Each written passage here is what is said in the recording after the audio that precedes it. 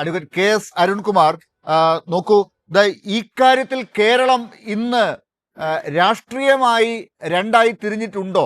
അതായത് കോൺഗ്രസിന്റെ നിലപാട് സ്ത്രീ സുരക്ഷയുടെ കാര്യത്തിൽ എന്താണ് എന്ന് അവർ ഇപ്പോൾ വ്യക്തമാക്കുകയാണ്. അവർ ഇത്ര സീറ്റുകൾ നിയമസഭാ തെരഞ്ഞെടുപ്പിൽ കിട്ടാൻ പോകുന്നു എന്ന് വയനാട്ടിൽ വലിയ യോഗം കൂടി തീരുമാനിച്ച് കനകോലും ഒക്കെ പറഞ്ഞ് അതിന്റെ ആത്മവിശ്വാസത്തിൽ വന്നു നിൽക്കുന്ന ഒരു സമയത്താണ് സ്ത്രീ സുരക്ഷയുടെ കാര്യത്തിൽ ഇങ്ങനെ ഓപ്പണായി പറയാൻ അവർക്ക് യാതൊരു മടിയുമില്ലാത്ത ഒരു ഘട്ടമുണ്ടായിരിക്കുന്നത്.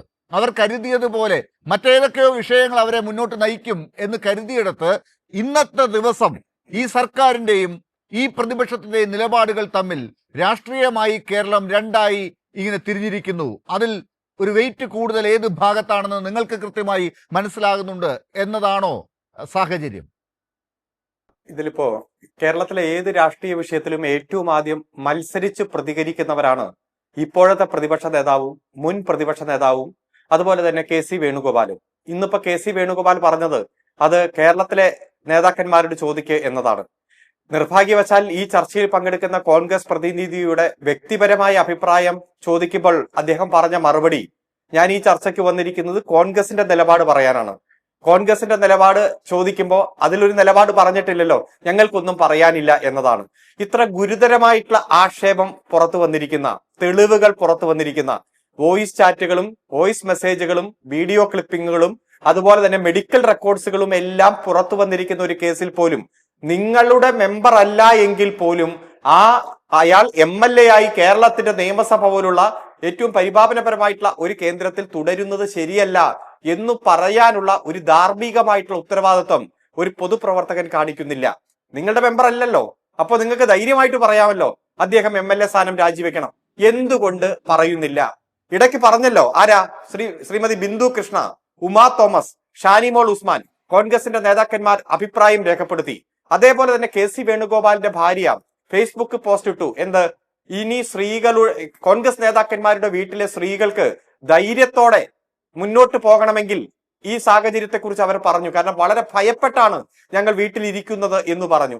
ശ്രീ ഉമാ തോമസ് പ്രതികരിച്ചത്, എന്റെ വീട്ടിലും എന്റെ മകന്റെ കുട്ടികളുണ്ട്, അവർ 1.5 വയസ്സുള്ള പെൺകുട്ടികളാണ്, ഞങ്ങൾക്കും ധൈര്യത്തോടെ ജീവിക്കണ്ടേ എന്നാണ് ചോദിച്ചത്. ഇത്തരത്തിൽ ആദ്യ പ്രതികരണം നടത്തിയ വനിതാ നേതാക്കന്മാരെ വരെ എത്ര ക്രൂരമായിട്ടാണ് കോൺഗ്രസിന്റെ സൈബർ വെട്ടുകളി കൂട്ടം ആക്രമിച്ചത് എന്ന് നമ്മൾ കണ്ടതാണ്. അത്തരത്തിലുള്ള ആക്രമണം തുടർച്ചയായിട്ടുണ്ടായപ്പോഴും ഇവിടെ നേതാക്കന്മാരെല്ലാം പൂർണ്ണമായിട്ടുള്ള സംരക്ഷണം കൊടുക്കുന്നത് നമ്മൾ കണ്ടു. ഇപ്പോൾ എന്തുകൊണ്ട് കോൺഗ്രസിന് പ്രതികരിക്കാൻ കഴിയുന്നില്ല?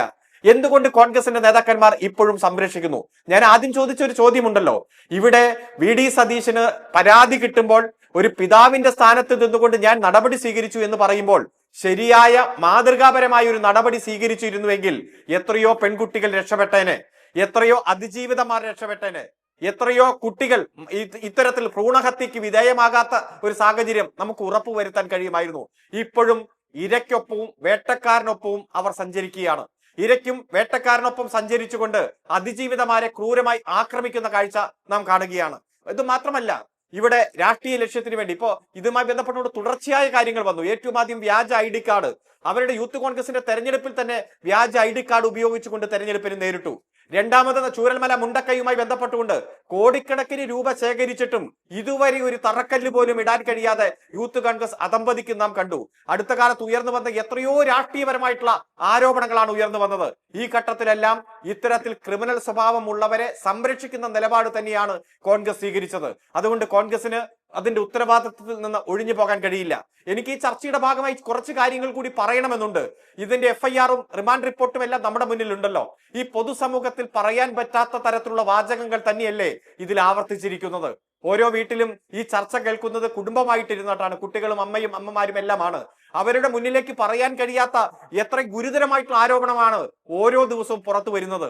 ഒരു പൊതുപ്രവർത്തകന് എങ്ങനെയാണ് ഇങ്ങനെയൊക്കെ പ്രവർത്തിക്കാൻ കഴിയുക? സമൂഹത്തിന് മാതൃകാപരമായി പ്രവർത്തിക്കേണ്ടവരല്ലേ പൊതുപ്രവർത്തകർ? അടുത്ത കാലത്ത് ചില വാചകങ്ങൾ വായിച്ചിട്ടുണ്ട്. ഇവിടെ ഒരു പൊതുപ്രവർത്തകർ, ലക്ഷക്കണക്കിന് ആളുകൾ കണ്ണിലെ കൃഷ്ണമണി പോലെ സംരക്ഷിക്കുന്ന തരത്തിലേക്കാണ് പൊതുപ്രവർത്തകരുടെ ഓരോ പെരുമാറ്റവും പ്രവർത്തനവും മാറേണ്ടത്. ഒരു ചെറിയ ശ്രദ്ധക്കുറവ് വന്നാൽ അവന്റെ രാഷ്ട്രീയ ഭാവിയെ തന്നെ ബാധിക്കും. ഇത്ര ഗൗരവത്തോടെ ഇടപെടേണ്ട പൊതുപ്രവർത്തന മേഖലയിലാണ് ഇത്ര ഗുരുതരമായിട്ടുള്ള ഇടപെടൽ തുടർച്ചയായി ചെയിൻ ഓഫ് ഇൻസിഡന്റ് പോലെ അതിജീവിത 1, 2, 3 എന്ന രൂപത്തിൽ വിശേഷിപ്പിക്കേണ്ട സാഹചര്യത്തിലേക്ക് പോയിരിക്കുന്നത്.